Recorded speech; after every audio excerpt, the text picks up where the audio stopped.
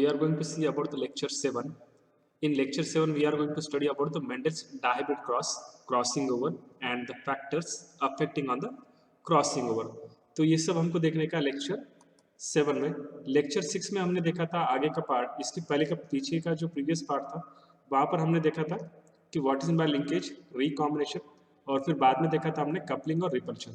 तो मैंने शॉर्ट में क्या बोला था एक बार थोड़ा और बोल देता हूँ, देखिए टी.एच. मॉर्गन, उसके बाद हम आगे का लेंगे टी.एच. मॉर्गन इन 1910। अब इन्होंने 1910 में क्या बोला था कि कपलिंग एंड रिपल्शन ये दोनों जो एस्पेक्ट है वो सेम फेनोमेनन के, मतलब linkage means what did he showed that, यहाँ पर लिखता हूँ देखिए, he showed that coupling and repulsion, coupling and repulsion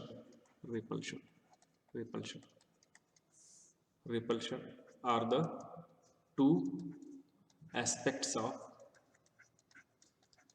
same phenomenon, और इस phenomenon को क्या कहेंगे, linkage of same phenomenon, इसको कहेंगे linkage। तो ये याद रखने का। उन्होंने क्या सजेस्ट किया था, he suggested that the two genes present on the same chromosome उनको कहा जाएगा in coupling phase, and when they are present on the two different homologous chromosome तो उनको कहा जाएगा रिपल्शन फेज। तो ये भी याद रखने का। What did he suggested that, क्या सजेस्ट किया था उन्होंने कि two genes present on same chromosome, यहाँ पर ये वर्ड याद रखिए, प्रेजेंट ऑन सेम क्रोमोसोम, ये लाइन देखिए जहाँ पर मैं अंडरलाइन कर रहा हूँ, on the same chromosome, so they are in, तो ये कैसे रहेंगे, आर इन कपलिंग फेज, ये रहेंगे कपलिंग फेज ये, and when they are present on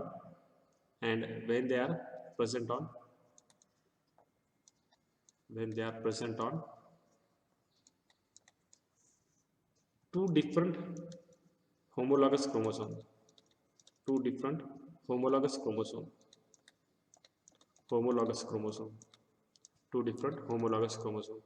तो इसको क्या कहा जाएगा, रिपल्शन फेज। जो कपलिंग और रिपल्शन मैंने प्रीवियस लेक्चर में एक्सप्लेन किया, तो आप लेक्चर एक भी मिस मत कीजिएगा, 1 से लेकर कंटिन्यूसली देखते जाइएगा, आपको पूरा टॉपिक समझ में आएगा। और इसमें ऑलमोस्ट मैंने सभी पॉइंट्स कवर किए, तो आपको और कुछ ज़्यादा पढ़ने की जरूरत नहीं, मैं नोट्स भी दे दूंगा आपको। तो हियर इट इज। तो Morgan carried out several dihybrid cross, इसके लिए मेंडल ने, ये जो मॉर्गन थे सॉरी, इन्होंने डिफरेंट क्रॉसेस किए थे मॉर्गन ने, क्योंकि मेंडल को इस टॉपिक में 2 पार्ट आ रहे हैं आपको, पहले मॉर्गन मेंडेलियन जेनेटिक्स हो गया, अब हमारा चालू है मॉर्गन जेनेटिक्स। तो देखिए यहाँ पर क्या दिख रहा है हमको, लिंकेज एंड रिकॉम्बिनेशन, तो ये देखने का है। तो इसके लिए मॉर्गन ने क्या किया, several crosses, he carried out the several different crosses. अब इसके अंदर देखने का हमको, इन्होंने क्या क्या क्रॉस किए, किसके ऊपर क्रॉस किए, तो इन्होंने क्रॉस किया था इसके ऊपर, कौन, ये ड्रोसोफिला मेलैग्नोस्टर। इसके अंदर उन्होंने 2 क्रॉस दिए, दो डायहाइब्रिड क्रॉस। एक जो फर्स्ट क्रॉस है उसके अंदर उन्होंने 2 कैरेक्टर सिलेक्ट किए, एक लिया है बॉडी का कैरेक्टर और एक लिया है आई का कैरेक्टर। यहाँ पर लिख देता हूँ मैं, one is body character and another is I character. अब बॉडी कलर 2 टाइप की बॉडी है, मतलब बॉडी का जो कलर है, एक है येलो, दूसरा है ब्राउन, और आई का अगर कलर लिए तो आई का कलर 2 टाइप का, एक रहेगा व्हाइट आई और एक रहेगा red eye, white eye and red eye. तो इनका क्रॉस देखना है हमको, red eye, and this is Drosophila melanogaster, आपको यहाँ पर दिखाऊंगा मैं। और दूसरा जो क्रॉस रहेगा सेकंड क्रॉस, उसके अंदर देखना हमको व्हाइट आई मिनिएचर विंग, मतलब देखो एक कलर, एक जो कैरेक्टर है वो लिए वाला है आई का कलर, और यहाँ पर ये जो दूसरा कैरेक्टर दिख रहा है ये लिए वाला विंग का शेप, विंग कैसे दिखता है, कैसा उनका साइज है, तो ये 2 कैरेक्टर। और एक रहेगा वाइल्ड टाइप मतलब नॉन म्यूटेटेड, जो नेचुरल फॉर्म में जीन होता है उसको कहा जाता है वाइल्ड टाइप, मैं आगे बोलूँगा आपको। तो देखिए ये है ड्रोसोफिलिया, जिसके अंदर देखिए ये जो दिख रहा है ना आपको, ये है वाइट आई और ये है red eye, this is red eye, this is white eye. यहाँ पर रेड आई का और एक फिगर है, देखिए ये दिख रहा है, this is red eye, Drosophila red eye. ये मैंने ऐड किया था आपको कि क्लियरली आपको डायग्राम विजिबल हो। तो अब हमको देखने का ये क्रॉस, एक क्रॉस ए है, एक क्रॉस बी है। तो यहाँ पर देखिए ये पहले लिए हमने पेरेंट्स, यहाँ पर क्या किया हमने, दो कैरेक्टर लिए, one is body colour, another is I colour. तो बॉडी कलर मैंने अभी आपको बोला कि येलो और ब्राउन रहेगा, और आई कलर के अंदर हमने देखा व्हाइट और रेड आई। तो इसके लिए देखिए यहाँ पर मैं पहले एक्सप्लेन कर लेता हूँ आपको, तो मतलब समझ में आ जाएगा। बॉडी कलर और दूसरा लिया हमने आई कलर। बॉडी में अभी टू टाइप का मैंने आपको बोला, एक है येलो बॉडी और एक है ब्राउन बॉडी। और आई के अंदर हम दो टाइप के कैरेक्टर ले रहे हैं, एक ले रहे हैं हम व्हाइट और एक ले रहे हैं रेड।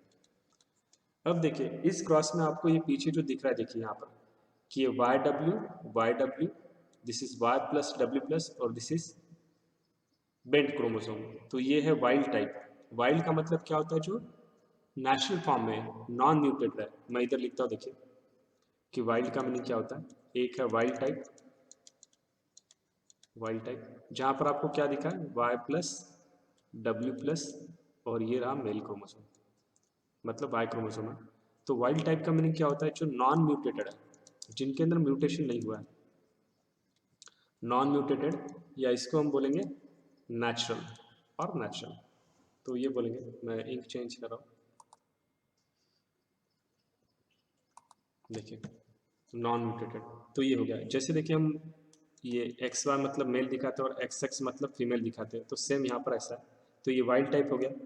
और उसके बाद ये जो दूसरा दिखा हमने यहाँ पर, ये देखिए ये येलो और वाइट, ये रहेंगे म्यूटेटेड, या इनको ऐसा दिखा सकते हैं हम। तो ये याद रखिए, यहाँ पर दूसरा दिखा है आपको वाई डब्ल्यू, और यहाँ पर रहेगा वाई डब्ल्यू।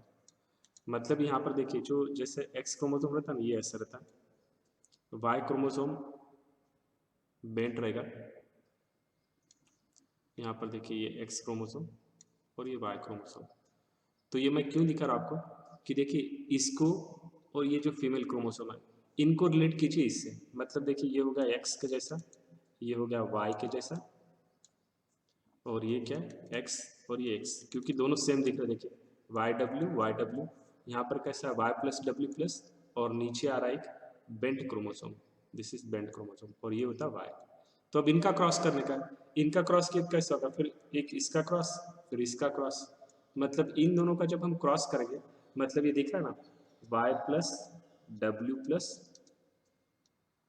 ये दिखाया उन्होंने वाई प्लस डब्ल्यू प्लस, ये एक रहेगा, और नीचे रहेगा ये सब बेंट क्रोमोसोम, जिसको कहा गया wild type, this is wild type, wild type. और अब हम इसका क्रॉस कर रहे हैं किसके साथ, ये y plus sorry y and w, और नीचे और रहेगा y एंड w।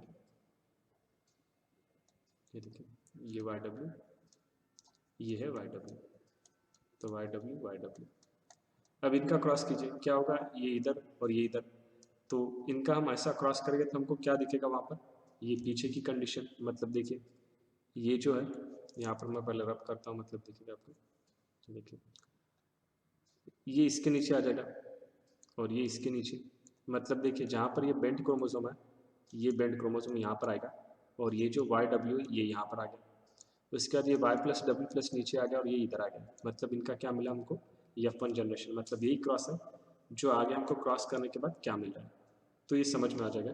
देखिए मैं यहाँ पर रब करके बताता हूँ आपको, तो फास्ट समझ में आ जाएगा ये। देखिए क्या किया हमने इस क्रॉस में, देखिए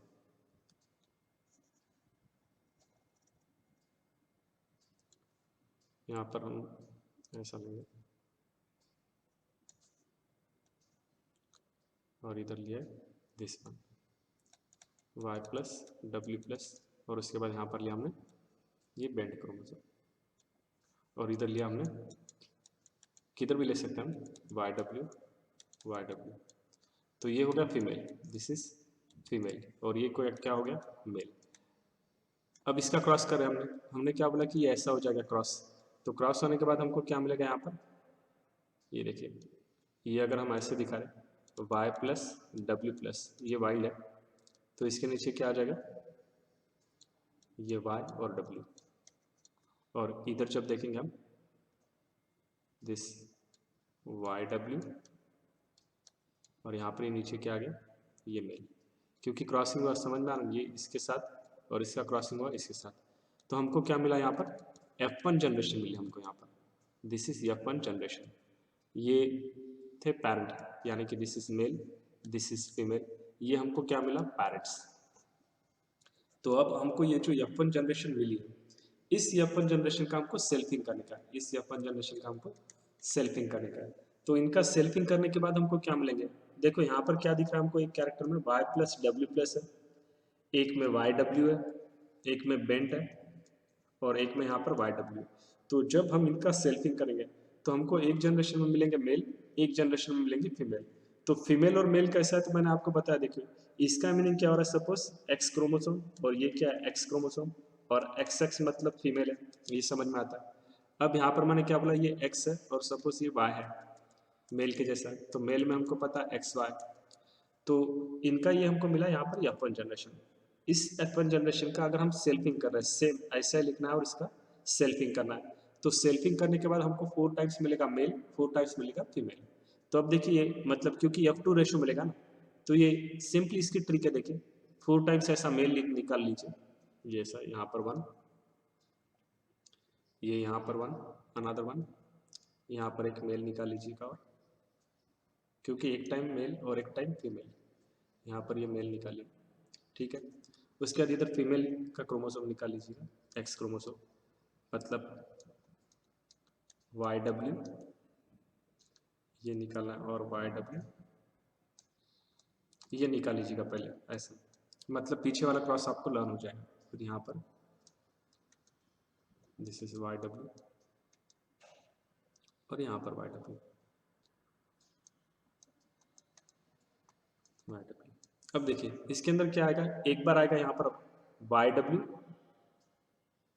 अगर हम ये पीछे के क्रॉस में देखेंगे तो एक बार मिलेगा हमको YW, फिर एक बार मिलेगा हमको Y प्लस W, एक में Y प्लस W, इधर मिलेगा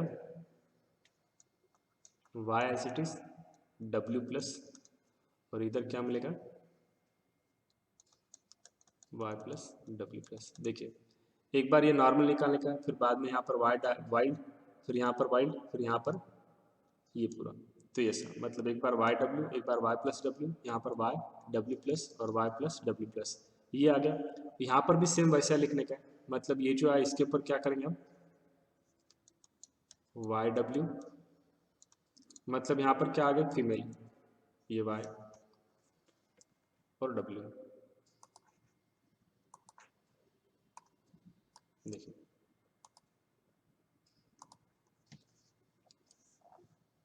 YW। अब इसके ऊपर क्या आएगा, जो इधर मैंने लिखा वही लिखिए, Y प्लस W, यहाँ पर क्या आएगा Y और W प्लस, और यहाँ पर क्या आएगा Y और W प्लस Y। तो मतलब हमको ये पूरा रेशो मिल गया। इसका बोलने का मीनिंग क्या है, देखिए जब लिंकेज का मीनिंग ही क्या था कि जो क्रोमोसोम के ऊपर जीन है, जो जीन कंप्लीट लिंकेज दिखा रहे हैं, तो उनके अंदर क्या होगा, रिकॉम्बिनेशन के चांसेस बहुत कम है, वहाँ पर पैरेंटल कैरेक्टर दिखेंगे, और जहाँ पर इनकम्प्लीट लिंकेज दिख रही है वहाँ पर रिकॉम्बिनेशन दिखेगा। तो अब इस क्रॉस में हमको क्या होगा, जब ये पूरा क्रॉस हो जाएगा तो हमको यहाँ पर पैरेंटल कैरेक्टर दिख रहा है 98.7%, और रिकॉम्बिनेंट दिख रहा है हमको 1.3%, मतलब ये यहाँ पर जो देखे हमने। तो यहाँ पे नीचे ये क्रॉस सब समझ में आएगा। देखिए इसको एक बार रब करके पूरा एक बार और बोल देता हूँ तो आपको बहुत ईजी जाएगा ये। देखिए यहाँ पर ये समझ में आ गया पैरेंटल क्या ली, फिर यहाँ पे ये ऐसा क्रॉस कर लेने का, ये समझ में आ गया। तो इससे हमको मिल जाएगा F1 जनरेशन। F1 जनरेशन का सेल्फिंग किया, देखिए मैंने बोला कि आपको 4 टाइम मेल निकाल लीजिए, ये बेंट क्रोमोसोम मतलब Y क्रोमोसोम, तो इससे मेल समझ में आएगा। एक बार Y प्लस डब्ल्यू लिखिए, एक बार Y प्लस डब्ल्यू, एक बार फिर Y W प्लस इधर लिख सकते थे, मतलब यहाँ पर लिखा, और एक में आएगा नॉर्मल। तो सेम दूसरा भी वैसा, पर यहाँ पर हम फीमेल निकालें। तो यहाँ पे हमको देखो पैरेंटल टाइप मिल रहा है 98.7%, मतलब रिकॉम्बिनेशन बहुत कम हुआ है, रिकॉम्बिनेशन मिला यहाँ पर ओनली 1.3%। इसका मीनिंग क्या होगा, जितना रिकॉम्बिनेशन कम है, इसका मीनिंग उतना क्या हो गया, उतने इनकम्प्लीट लिंकेज है। और कंप्लीट लिंकेज मतलब क्या है, जहाँ पे पैरेंटल कैरेक्टर ज़्यादा है, मतलब वहाँ पे कंप्लीट लिंकेज है, जहाँ पर रिकॉम्बिनेशन नहीं हुआ है, क्रॉसिंग ओवर नहीं हुई। दूसरे क्रॉस में क्या कैरेक्टर लिया उन्होंने, एक बॉडी का कलर और एक विंग का शेप। तो यहाँ पर ये समझ में आ रहा है, देखिए WM तो ये हो गया एक्स क्रोमोसोम, ये हो गया एक्स, और यहाँ पर देखिए W+M ये हो गया वाइल्ड टाइप। वाइल्ड का मीनिंग है मैंने आपको बोला है, वाइल्ड मतलब क्या, जो नेचुरल रहता है, नेचुरल, जिसके अंदर म्यूटेशन नहीं हुआ है, नॉन म्यूटेटेड। और जो दूसरे कैरेक्टर दिखा है वो है म्यूटेटेड, तो ये है वाइल्ड। फिर इनका क्रॉसिंग करने का ये ऐसे क्रॉस करने के बाद समझ में आ जाएगा, ये ब्लू जो दिख रहा है ये यहाँ पर आ जाएगा, वाइल्ड नीचे आ जाएगा म्यूटेटेड के, और ये म्यूटेटेड के नीचे wild wild chromosome, Y chromosome. तो यहाँ पर ये क्रॉस होने के बाद जो F1 जनरेशन मिली, तो पैरेंटल कैरेक्टर कितने दिख रहे, 62.8%। मतलब देखिए यहाँ पर इसका मीनिंग देखिए, इसका मीनिंग क्या हो रहा है। तो जो पहले क्रॉस दिखा ना, ये जो पहला क्रॉस दिखा है, सपोज ये उसके क्रोमोसोम है, तो वहाँ पर क्या है, क्रोमोसोम जो वो ज़्यादा कंप्लीट लिंकेज दिखा रहे हैं, मतलब ये जो क्रोमोसोम के ऊपर जीन है उनके अंदर ज़्यादा डिस्टेंस नहीं है। सपोज एक जीन यहाँ पर है, दूसरा जीन यहाँ पर है, तीसरा यहाँ पर है, चौथा यहाँ पर है, ये इस टाइप के जीन्स है, जहाँ पर रिकॉम्बिनेशन जो है वो बहुत कम दिख रहा है। कितना दिखा, ओनली 1.3% दिख रहा है। और दूसरा ये जो कैरेक्टर ले रहे हैं हम, कौन सा कैरेक्टर, बॉडी का कलर और विंग की साइज, मिनिएचर साइज जो विंग की है, तो वहाँ पे क्या हो रहा है, जीन्स एक दूसरे से ऐसे दूर लोकेटेड है, तो उनके अंदर क्रॉसिंग ओवर ज़्यादा हो रहा है। पैरेंटल कैरेक्टर हमको यहाँ पर कितने दिख रहे हैं, 62.8%, और यहाँ पर दिख रहा है 37.2%। मतलब इसके बोलने का मीनिंग क्या है, देखिए कि two genes did not segregate independently and F2 ratio is deviated from 9:3:1 ratio and genes were located on X chromosome. So when the two genes were situated on the same chromosome, proportion of parental gene combination was much higher than the non-parental type. ये किसके वजह से हो रहा है, due two linkage. या तो इस सब का बोलने का मीनिंग क्या है कि जो at first he crossed yellow body white eyed female with the brown body, ये जो मैं इसका एक बार आपको समरी बोल देता हूँ यहाँ पर क्या हुआ, तो आपको समझ में आ जाएगा। देखिए ये फर्स्ट क्रॉस है, what he did first cross, he crossed yellow body and white-eyed female with the brown body and red-eye color, which produces F1 with the brown body and red-eye female. तो यहाँ पर हमको क्या मिला, brown body और red-eye female, red-eyed female, ये मिला हमको।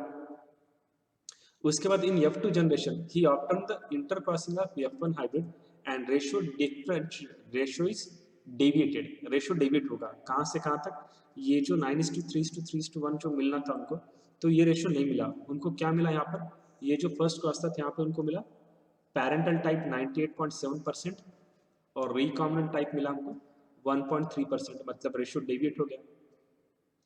And in the second cross means here is the second cross, in the second cross he crossed between the white eye and miniature wing female and with a wild red that is W plus and normal wing male that is M plus. In the F1 generation he get क्या मिला उनको F1 generation में, red आई normal wing female. यहाँ पर क्या मिला उनको F1 में, ये थी F1 इनकी, दिस इज F1। क्या मिला इनको F1 में, F1 में इनको मिला कि रेड आई नॉर्मल विंग फीमेल, रेड आई नॉर्मल विंग्ड फीमेल, ये मिला इनको F1 जनरेशन में, किसके लिए, फॉर सेकंड क्रॉस में। तो after intercrossing the F1 progeny, when he cross the F1 progeny, this is F1 था। So when he cross the F1 progeny he found that 62.8% is parental character while he got the more recombination here as compared to cross 1। cross 1 के comparison में ये जो cross 2 था, ये cross 1 मैंने बोला, ये cross 2, तो cross 2 में उनको recombination ज़्यादा मिला। मतलब समझ में आ रहा है कि ये जो क्रॉस के जो जीन्स थे वो एक दूसरे के नज़दीक थे, जहाँ पे कंप्लीट लिंकेज दिख रही है, और जो सेकंड क्रॉस था वहाँ पर इनकम्प्लीट लिंकेज दिख रही है, मतलब स्ट्रेंथ ऑफ रिकॉम्बिनेशन क्या हो गया, ज़्यादा। तो यही इनका बोलना था इस क्रॉस में।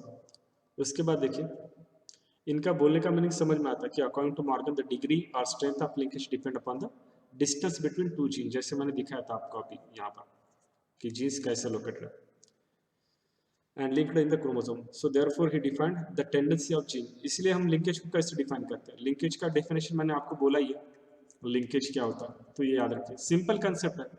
एक क्रोमोसोम पे जीन अगर एक दूसरे से ज़्यादा दूर पर है तो रिकॉम्बिनेशन ज़्यादा होता है, एक दूसरे से नज़दीक है जीन्स तो उनको सेपरेट होने को टाइम लगता है, रिकॉम्बिनेशन नहीं होता, तो वो क्या करेंगे, कंप्लीट लिंकेज दिखाएंगे और पैरेंटल कैरेक्टर ज़्यादा एक्सप्रेस होंगे और न्यू कैरेक्टर मतलब रिकॉम्बिनेशन नहीं आएगा। तो लिंकेज को क्या बोलते हैं हम, this is the tendency of gene of the two same chromosome, यहाँ पर क्या बोलेंगे हम, the tendency of two jeans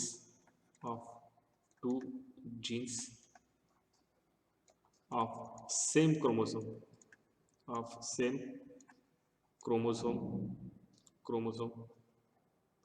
to remain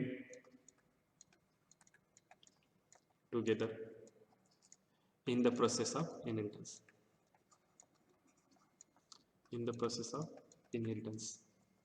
तो देखिए, the tendency of two genes of same chromosome to remain together in the inheritance, मतलब ये जो क्रोमोसोम है इसके ऊपर जो जीन रहते हैं तो वो साथ में रह के आगे जाते हैं, पर उसके अंदर दो प्रोबेबिलिटी, एक तो कंप्लीट लिंकेज या इनकम्प्लीट लिंकेज, तो ये दिखाया था मैंने आपको। देखिए ये क्रॉस हमारा हो गया, लिंकेज और रिकॉम्बिनेशन में इनका भी नाम आता है अल्फ्रेड स्टुअर्ट। ये कल आपने लेक्चर 5 में देखे, मैंने इनका नाम बोला आपको स्टुअर्ट का। He use the recombination frequency between the gene pairs and measuring the distance between gene and mapped their position on the chromosome, मतलब जीन्स क्रोमोसोम पे कहाँ कहाँ पर डिस्टेंस उनका बोला है, तो इसके लिए मैं आपको अलग से कंसेप्ट बोलूँगा जीन मैपिंग।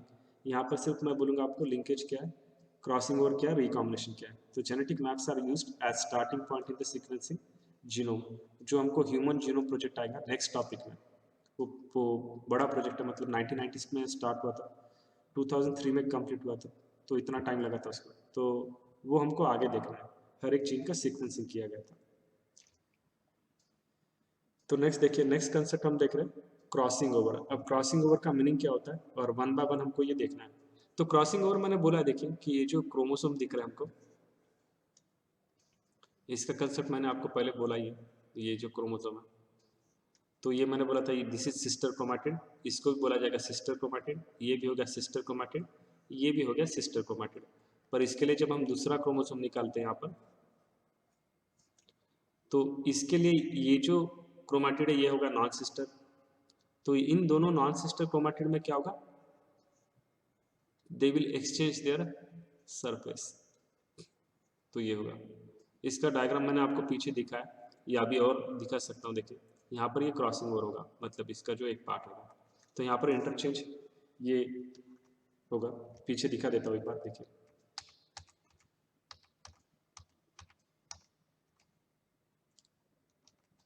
इसके पहले जहाँ पर मैंने आपको क्रॉसिंग ओवर दिखाया था, देखिए यहाँ पर लिंकेज एंड रिकॉम्बिनेशन, यहाँ पर आपको दिखाई दे रहा है होमोलॉगस क्रोमोसोम अलाइंड है, तो यहाँ पर देखिए ये दो होमोलॉगस क्रोमोसोम, ये इनका जो पार्ट है, these are non sister chromatids, तो यहाँ पर क्या हुआ, एक्सचेंज ऑफ जीन्स। और इस क्रॉसिंग ओवर को हम कैसे डिफाइन करते हैं कि it is the crossing over is a process that produce the new recombination of gene by interchanging the segment between the non sister chromatid of homologous chromosome. तो यहाँ पर दिख रहा है, देखिए नॉन सिस्टर क्रोमैटिड्स, ये भी नॉन सिस्टर थे, यहाँ पर क्या हो गया, ये इनका इंटरसरफेस एक्सचेंज हो गया, तो ये crossing over between two homologous chromosome पे होती है eight 4th standard tetra, during कौन से स्टेज में होगा ये, तो ये मैंने आपको बोला पैचिटिन स्टेज में।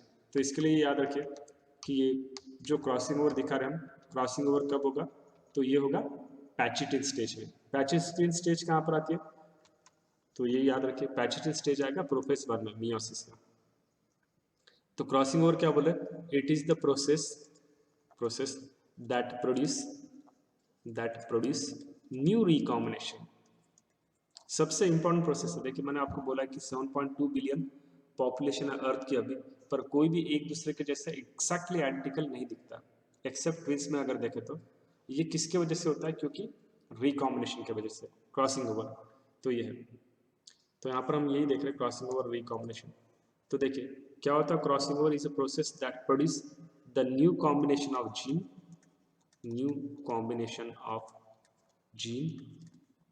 produce new combination of gene, new combination produce करेगा कैसे? By interchanging of segment between non-sister chromatid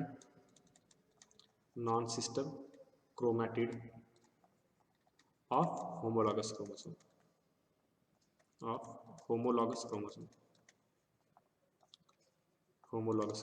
तो ये याद रखिए.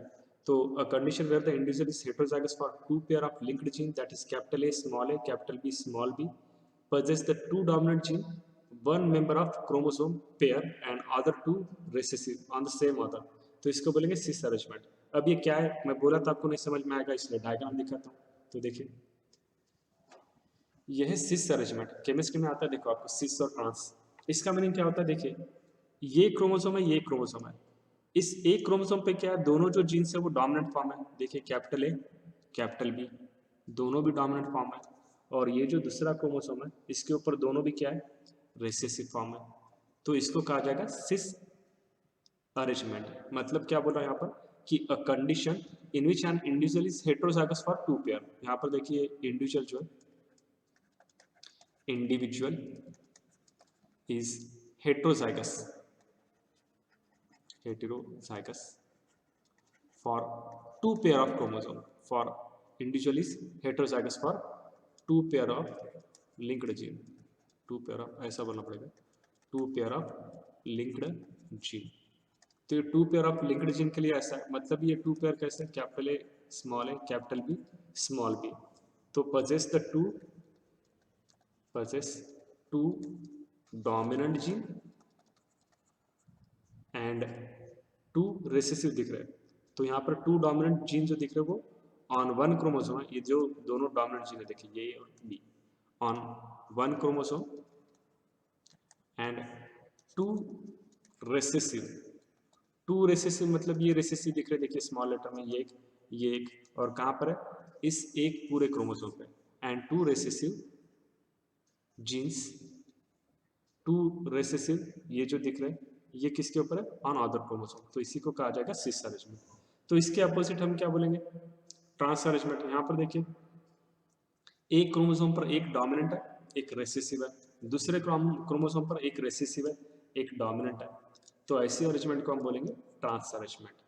तो ट्रांस को हम कैसे डिफाइन करेंगे कि यहाँ पर क्या हो रहा है कि if N individual is heterozygous for two pairs of linked gene, that is capital A small a capital B small b, possess one dominant and one recessive allele of each pair on each member of homologous pair of chromosome.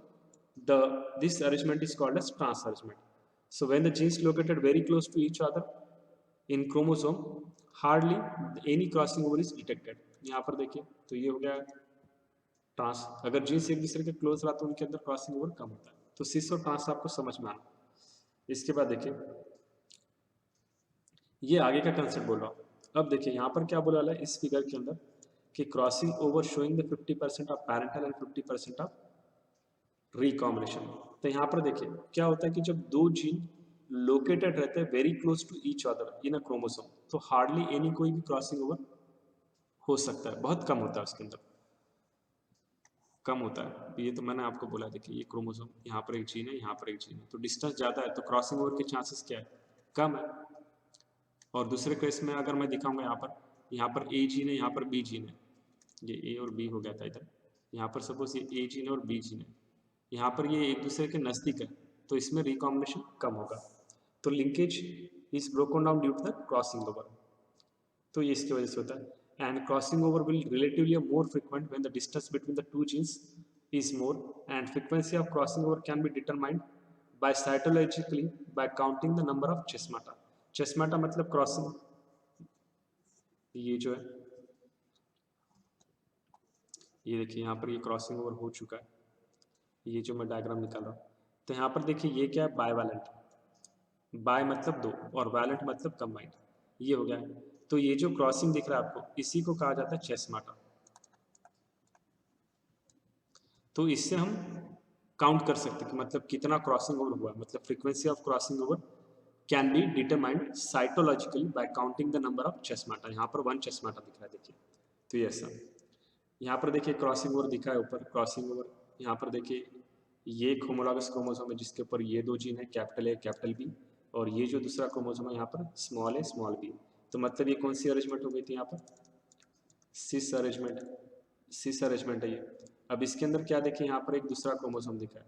तो अब देखिए यहाँ पर क्या हो रहा है, यहाँ पर क्या हो रहा है, क्रॉसिंग ओवर। तो ये समझ में आना चाहिए, देखिए।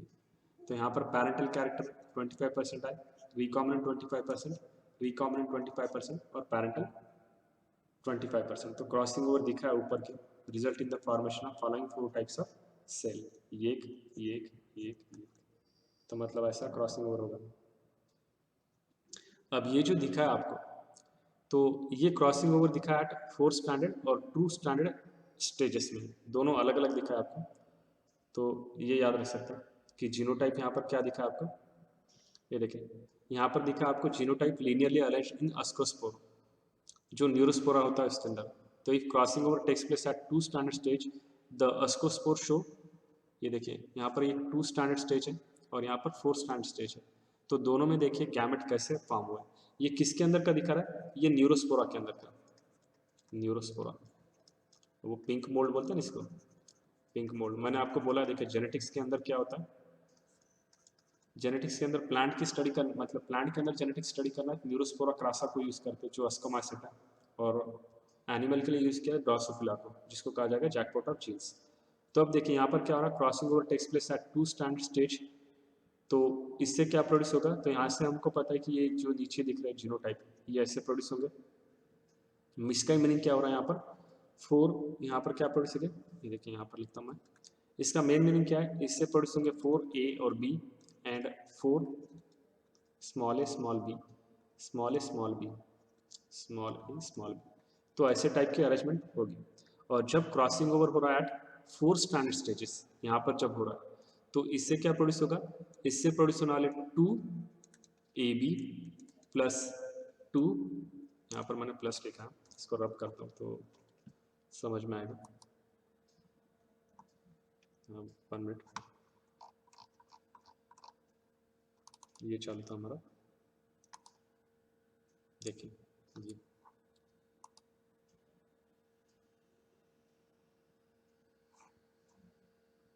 देखिए यहाँ पर लिखता हूँ मैं। अगर 4 स्टैंडर्ड अगर हमने देखा यहाँ पर, तो इसके अंदर क्या होगी, किस टाइप के जीनोटाइप प्रोड्यूस होंगे वही देखना हमको। ये देखिए अगर मैं 4 स्टैंडर्ड लिया तो यहाँ पर 2AB प्लस, यहाँ पर प्लस लिखता हूँ अलग इनसे। 4 के अंदर क्या होगा, यहाँ पर जब 4 स्टैंडर्ड स्टेज लिए हमने क्रॉसिंग ओवर की, तो यहाँ पर हमको प्रोड्यूस होगा 2 कैपिटल ए कैपिटल बी, उसके बाद प्रोड्यूस होंगे 2 कैपिटल ए स्मॉल बी, उसके बाद प्रोड्यूस होगा 2 स्मॉल ए कैपिटल बी, और उसके बाद प्रोड्यूस होगा 2 स्मॉल ए स्मॉल बी। तो ये प्रोड्यूस होगा यहाँ पर। तो देखिए 2 स्टैंडर्ड क्रॉसिंग ओवर में दिख रहा है हमको, ये स्मॉल ए स्मॉल बी है, कैपिटल बी है। फिर उसके बाद इनका प्रोडक्ट क्या होगा, मियोसिस 1। मियोसिस 1 हमको पता है क्या होने वाला वहाँ पर। मियोसिस 1 में हम देखते हैं प्रोफेस 1 में क्या होता है, ज़ाइगोटिन, क्या कौन कौन से स्टेज रहेंगे, लेप्टोटिन, ज़ाइगोटिन, पैचिटिन, डिप्लोटिन, डायकाइनेसिस। तो देखिए यहाँ पर क्या हो रहा है, ये समझ में आ रहा है। और इसके साथ फिर बाद में यहाँ पर क्रॉसिंग ओवर होने के बाद ये प्रोड्यूस होगा, मियोसिस 2 में क्या प्रोड्यूस होगा, और माइटोसिस 2 में क्या प्रोड्यूस होगा, तो ये 4। तो ये याद रखिए कि मतलब ये टेट्रा एनालिसिस से हमको यहाँ पर ये दिखता है।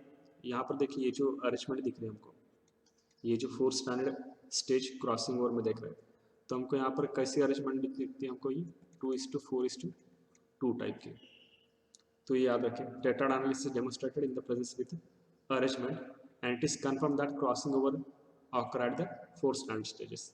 तो ये जो मैं क्रॉसिंग ओवर दिखा रहा हूँ, ये कहाँ का दिखा रहा हूँ, ये जो 4 स्टेज दिखा रहा है, Neurospora, pink mould and ascomycete used to demonstrate crossing over takes place at 4 standard stages. तो इसके कुछ एडवांटेज है। क्या एडवांटेज देखते हैं कि देखो जो हैप्लॉइड होता है, यहाँ पर दिख रहा है देखिए, जो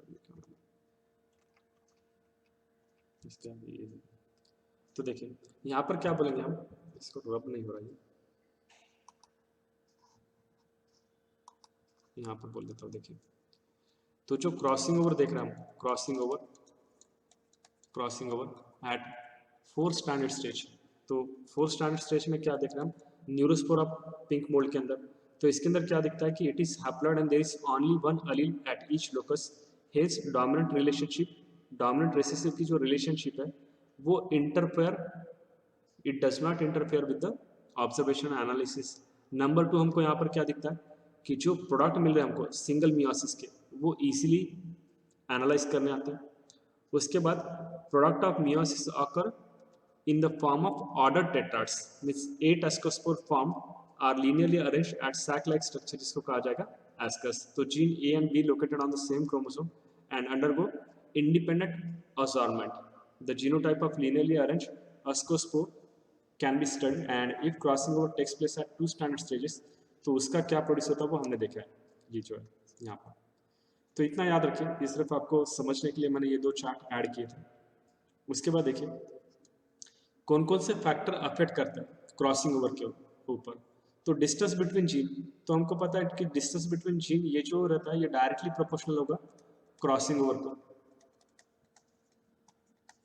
distance between the gene is directly proportional to crossing over. अगर डिस्टेंस अगर एक दूसरे में कम है तो यहाँ पर क्रॉसिंग ओवर के चांसेस कम है। डिस्टेंस अगर जीन्स का ज़्यादा है, एक जीन यहाँ पर है एक जीन यहाँ पर है, तो क्रॉसिंग ओवर ज़्यादा होगा। क्रॉसिंग ओवर देखिए जैसे एज होता है तो एज के साथ क्रॉसिंग ओवर क्या होगा, decrease. Crossing over will decrease with the increase in age, the crossing over is going to decrease. उसके बाद देखिए एक्सरे, टेम्परेचर, ये क्या करते हैं, ये इंक्रीज करते क्रॉसिंग ओवर को। This will increase the crossing over. उसके बाद देखिए सेंट्रोमियर एंड हेट्रोक्रोमेटिन पोजीशन जो रहता है ये क्या करता है, ये डिक्रीज करते हैं क्रॉसिंग ओवर को। They will decrease the crossing over, decrease crossing over. Heterochromatin euchromatin क्या है वो पता होना चाहिए, उनकी पोजीशन पता होना चाहिए। उसके बाद देखिए ऑन, अगर एक क्रॉसिंग ओवर होता है तो क्या होता है यहाँ पर, one cross over reduces the frequency of another crossover in its vicinity which is called as interference। इसको कहा जाता है इंटरफेरेंस। इंटरफेरेंस क्या बोला मैंने आपको यहाँ पर कि एक अगर क्रॉस होता है, one cross over reduces the frequency of another crossover or other crossover in the vicinity, जिसको कहा जाएगा इंटरफेरेंस।